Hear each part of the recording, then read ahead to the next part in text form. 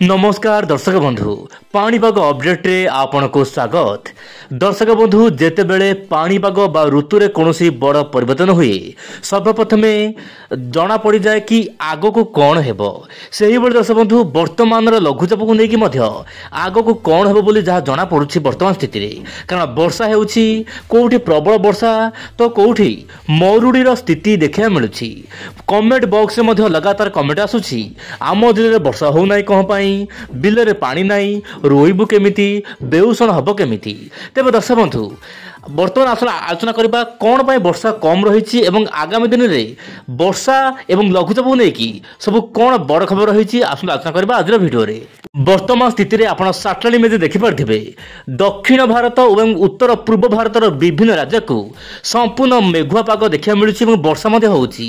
किंतु आगामी 24 घंटा मध्य जदि देखा 3 जिला को ऑरेंज अलर्ट रही। दर्शक बंधु प्रबल वर्षा हेबो जेमिति सुंदरगढ़ ता सहित जो रही झारसुगुड़ा और संबलपुर यही 3 जिलार प्रबल अति प्रबल वर्षा हेबो।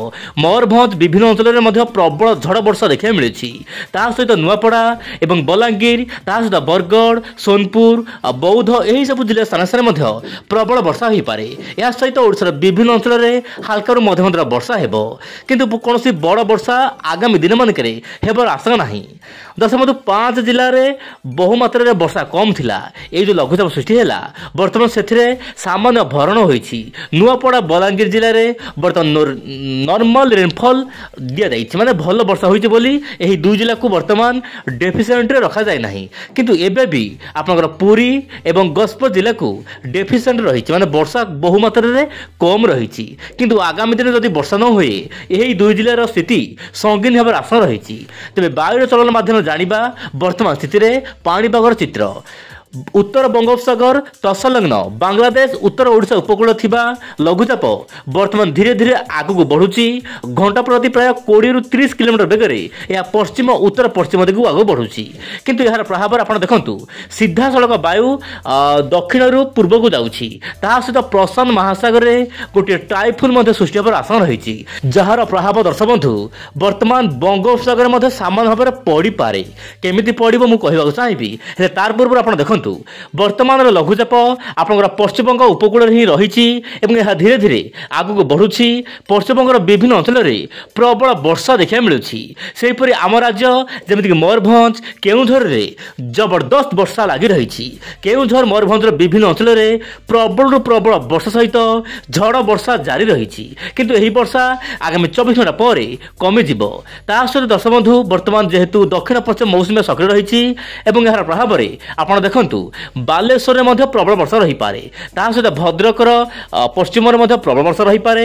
किंतु बड़ खबर हेउछि दर्शक बंधु पुरी रु पारादीप सामान्य कम वर्षा रही पारे। सेमिति नयागढ़ खोर्धा ता सहित गंजाम गजपति कलाहांडी कंधमाल यही सब जिला मानक वर्षा कम रहिबो जहाँ पाई कि चाषी माने सामान्य समस्या रही पारे। कारण बिल में बहुमात्रा कम पानी रही जहाँ पाई कि दर्शक बंधु रुआपता करने पाई सामान्य असुविधा सम्मुखीन वर्तमान भोगुछंती चाषी भाई माने। किंतु वर्तमान मॉडल आकलन करुच्ची जहाँकि बड़ खबर आपण सामने रखा चाहिए। दर्शक बंधु जिते बड़े कौन पाणीपाग परिवर्तन हुए मुझे कहली पाणीपाग परिवर्तन हवा पूर्व मॉडल माने यार सीधा सीधा संकट दे था। किसी मॉडल आकलन कर मौसुमी जीव विराम को जहाँ कि देशर पाणीपाग बदल जीव। देशर विभिन्न भाग खासकर ओडिशा रे दुर्बल हो मौसुमी वायु। किंतु एपटे जेपीएस मॉडल आकलन करुच्ची दक्षिण बंगोपसागर गोटे लघुचाप सृष्टि हेबो। दर्शक बंधु केबे ना आपनकर 29 जुलाई रे दर्शक बंधु 29 जुलाई पाखापाखि गोटे लघुचाप केन्द्र सृष्टि हो पारे। जेपीएस मॉडल आकलन करुच्ची आंध्र तमिलनाडु उपकूल में यार प्रभाव में वर्षा ओडिशा पुणी बढ़िबो। किंतु दर्शक बंधु मु कहबाक चाहिए एमिति हबार आशा नहीं। कारण जेपीएस मॉडल जिते जल्दी बड़ सूचना दे थाए सेते जल्दी गोटे भयंकर सूचना दे थाए कि वर्षा हेबा नहीं। देखबार कथा जेपीएस मॉडल आगामी दिन में कौन रोचे पाणीपाग स्थिति को लेकिन बड़ अपडेट एवं देखा। दर्शक बंधु ECMWF मॉडल कौन रही आकलन साधारणतः दर्शक बंधु मॉडल भितर सब बड़ अपडेट रोचे ECMWF मॉडल। यह वर्तमान आकलन करुच्ची ହେଉଛି ମୌସୁମୀର ବିରାମ ଆସିବ, ଦେଶର ବିଭିନ୍ନ ଭାଗରେ ବର୍ଷା କମିବ। କିନ୍ତୁ ଦକ୍ଷିଣ ଭାରତ ଯେମିତିକି ରହୁଛି ଆପଣଙ୍କ ତାମିଲନାଡୁ, କର୍ଣ୍ଣାଟକ, ମହାରାଷ୍ଟ୍ର, ଗୋଆ, କେରଳ ଏହିସବୁ ରାଜ୍ୟମାନଙ୍କରେ ଭଲ ବର୍ଷା ରହିପାରେ। ତା ସହିତ ଉତ୍ତର ପୂର୍ବ ରାଜ୍ୟଗୁଡ଼ିକରେ ପ୍ରବଳ ବର୍ଷା ହେବ, କାରଣ ମୌସୁମୀ ରେଖା ଆପଣଙ୍କର ହିମାଳୟ ପାଦଦେଶକୁ ଚାଲିଯିବ, ଯାହା ପାଇଁ କି ଉତ୍ତର ପୂର୍ବ ରାଜ୍ୟଗୁଡ଼ିକରେ ବର୍ଷା ହେବ। କିନ୍ତୁ ଓଡ଼ିଶା, ଛତିଶଗଡ଼, ତା ସହିତ ମଧ୍ୟପ୍ରଦେଶ, ଉତ୍ତରପ୍ରଦେଶ, ରାଜସ୍ଥାନ, ଗୁଜୁରାଟ, ତା ସହିତ ଦଶମଧୁ ପଶ୍ଚିମ ରାଜ୍ୟଗୁଡ଼ିକରେ ବହୁ ମାତ୍ରାରେ ମୌସୁମୀ ବିରାମ ହେତୁ ଚାଷ କାର୍ଯ୍ୟର ସାମାନ୍ୟ ବାଧା ଆସିପାରେ। ତେବେ ଦର୍ଶକ ବନ୍ଧୁ, ପ୍ରତ୍ୟେକ ଦିନର ପାଣିପାଗ ଅପଡେଟ୍ ପାଇଁ ଆପଣ OINT ଓଡ଼ିଆ ଚ୍ୟାନେଲ ସହିତ ଜଡ଼ିତ ହୋଇ ରୁହନ୍ତୁ। ଆଗାମୀ ଦିନରେ ପାଣିପାଗ ନେଇକି ଆଉ ସବୁ କ'ଣ ନୂଆ ନୂଆ ଖବର ଆସୁଛି ଆପଣଙ୍କ ସାମ୍ନାରେ ରଖିବାକୁ ଚେଷ୍ଟା କରିବି। ଆଜି ପାଇଁ ଏତିକି। ନମସ୍କାର, ଜୟ ଜଗନ୍ନାଥ ଦର୍ଶକ ବନ୍ଧୁ।